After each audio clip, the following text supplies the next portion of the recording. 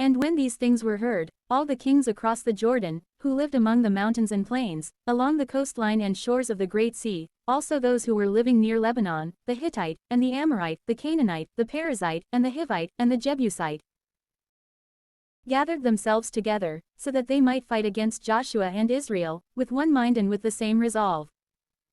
But those who were living in Gibeon, hearing all that Joshua had done to Jericho and Ai, planning cleverly, took for themselves provisions, placing old sacks upon their donkeys, and wineskins that had torn and been sewed up, and having very old shoes, which had been sewn with patches indicating their age, and being clothed in old garments, having also loaves, which they carried as food for the journey, which were hard and broken into pieces. And they traveled to Joshua, who at that time was staying in the camp at Gilgal. And they said to him, and to all of Israel with him, We have come from a faraway land, desiring to make peace with you. And the sons of Israel responded to them, and said, Perhaps instead, you live in the land which ought to be ours by lot, and we would be unable to form a pact with you. But they said to Joshua, We are your servants. And Joshua said to them, But who are you? And where are you from?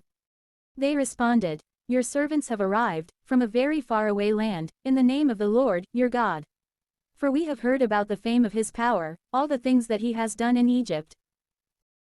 And to the 2 kings of the Amorites, who were beyond the Jordan, Sihon, the king of Heshbon, and Og, the king of Bashan, who was at Ashtaroth. And our elders, and all the inhabitants of our land, have said to us, Take in hand provisions for the very long journey, and meet with them, and say, We are your servants, form a pact with us. Lo, the loaves were taken up warm when we departed from our houses, so that we might come to you. Now they have become dry and broken, due to age. These wineskins were new when we filled them, now they are torn and broken. The garments we are wearing, and the shoes we have on our feet, due to the great length of the distance, have become worn and are nearly consumed. And so they accepted this, because of their provisions, and they did not consult the mouth of the Lord. And Joshua made peace with them, and entering into a pact, he promised that they would not be put to death. The leaders of the multitude also swore to them. Then, 3 days after the pact was formed, they heard that they lived in the vicinity, and that they would soon be among them. And so the sons of Israel moved the camp, and they arrived at their cities on the 3rd day, those which are called Gibeon, and Chephirah, and Beeroth, and Kiriath Jearim. And they did not strike them, because the leaders of the multitude had sworn to them in the name of the Lord, the God of Israel. And so all of the common people murmured against the leaders. And they responded to them, We have sworn to them in the name of the Lord, the God of Israel, and for that reason, we are not able to touch them. But we shall do this to them. Certainly, let them be preserved so that they may live, lest the wrath of the Lord be stirred up against us, since we would have sworn falsely. But though they live, let them serve the entire multitude by cutting wood and carrying water.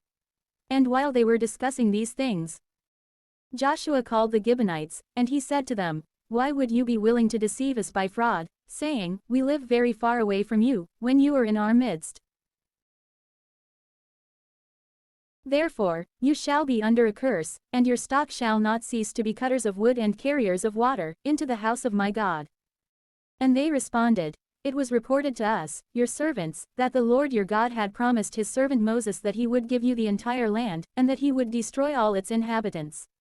Therefore, we were very afraid, and we made a provision for our lives, compelled by the dread of you, and we undertook this counsel. And now we are in your hand. Act toward us as it seems good and right to you. Therefore, Joshua did just as he had said, and he freed them from the hand of the sons of Israel, so that they would not be killed. And he decreed on that day, that they would be in the ministry of all the people and of the altar of the Lord, cutting wood and carrying water, even until this present time, in the place which the Lord had chosen.